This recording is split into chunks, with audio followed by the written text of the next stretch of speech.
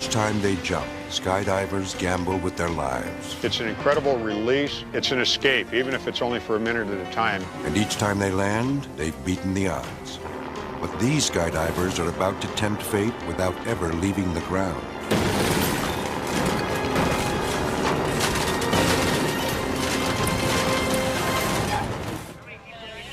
Lake Elsinore, California. 30 veteran skydivers are preparing for a spectacular jump. Hi, Mom. How's it going, eh? It's just before sunset, and the team is anxious to get up into the air. They hope to make history by breaking the record for the world's largest nighttime jump.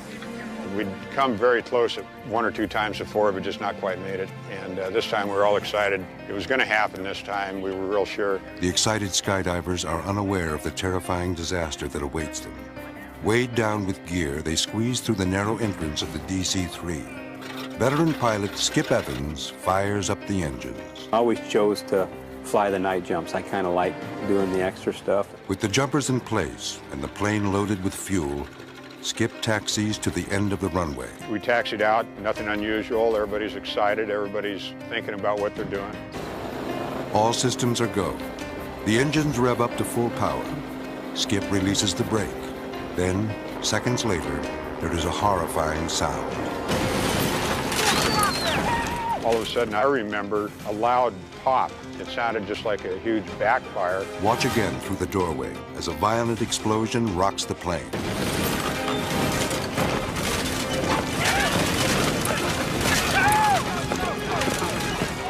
It's not a backfire.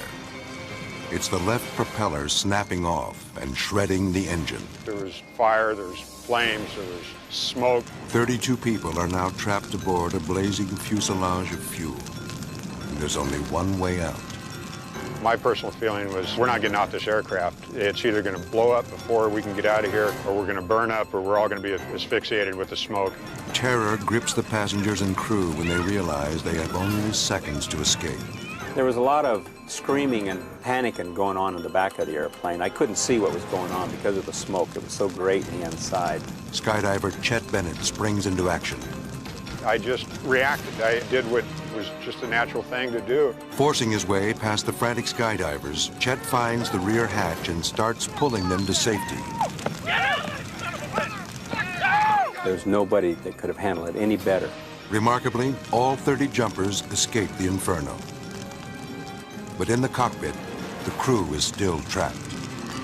I didn't think that we was going to get out of the cockpit. Overcome by smoke, Skip and his co-pilot Mike desperately claw their way through the top hatch. I thought any minute it was going to explode. Mike fears his only chance is to leap from the plane to the flames below. He looked at me with a puzzled look, like he was going to jump off the nose. Like, what else do we have? I said, follow me. Skip leads Mike through a blinding cloud of smoke and fire, down to the tail of the plane. Then I got away from the airplane, because I thought it was going to blow any time. Moments after they leap from the wreckage, the fuel tanks ignite.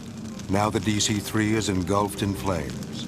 Thankfully, everyone gets out alive. But had the plane actually become airborne, this story might have had a different ending.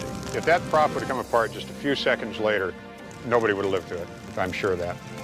Their dream of a record-setting skydive may have gone up in flames. But thanks to the heroic efforts of Chet Bennett, they lived to jump again.